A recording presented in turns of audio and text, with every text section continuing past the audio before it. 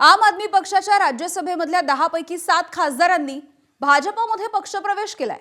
पक्षाचे खासदार फुटल्यामुळे आपच्या कार्यकर्त्यांमध्ये कमालीची नाराजी आहे। खासदार राघव चड्ढा यांच्या मुंबईच्या खार पश्चिम परिसरामधल्या घराच्या बाहेर आपच्या कार्यकर्त्यांनी आंदोलन देखील केलंय। काही आंदोलकांना खार पोलिसांनी ताब्यात घेतलं। दरम्यान या आंदोलनानंतर राघव चड्ढांच्या घराबाहेर मुंबई पोलिसांनी मोठा बंदोबस्त तैनात केलाय।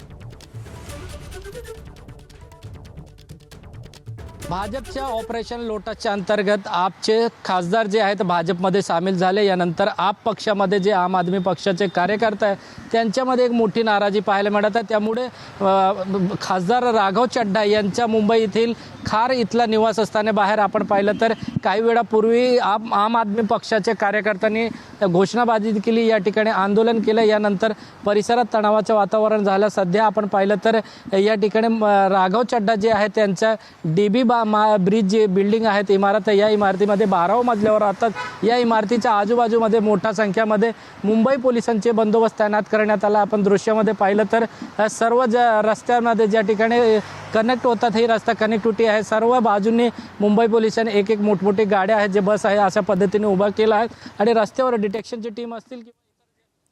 तर खासदार राघव चड्ढा यांच्यासह आपच्या इतर खासदारांनी भाजपमध्ये पक्षप्रवेश केला। यावरती ठाकरेंच्या शिवसेनेचे खासदार संजय राऊत यांनी निशाणा साधलाय। हे ऑपरेशन लोटस वगैरे काही नाही, असे प्रत्येक पक्षामध्ये पळपुटे असतात। आमच्याकडचे देखील 40 जण गेले असं राऊत म्हणाले आणि यावरती भाजपचे मुख्य प्रवक्ते नवनाथ बन यांनी पलटवार केला।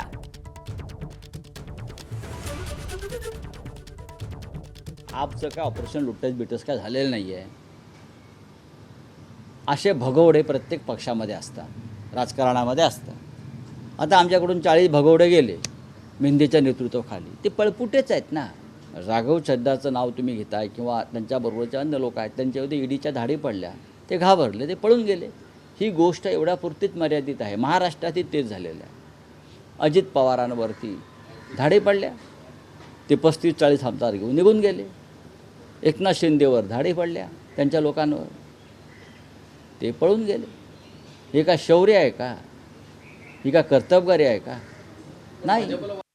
संजय राऊत सत्तेसाठी भगोडापणा कोणी केला होता? 2019ला युती तोडून हिंदुत्वादाशी गद्दारी करून काँग्रेस सोबत जे गेले त्याला भगोडापणा म्हणतात, त्याला पळपुटे म्हणतात। सत्तेसाठी लाचारी करणं काय असतं हे उभाटा गटानं 2019 साली दाखवून दिलंय। आणि तुम्ही अशा पद्धतीनं अजितदादांचा, एकनाथजी शिंदे यांचा भगोडा म्हणून उल्लेख करतायत। हे भगोडे नाहीत, हे गद्दार नाहीत, तर खुद्दार आहेत। यांनी दाखवून दिलंय की 2024ला जनतेच्या मनामधून, जनतेतून कोण निवडून येऊ शकतं।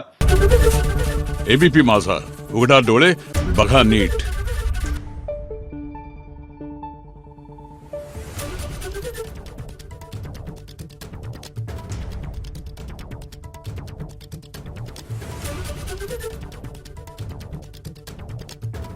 Thank you.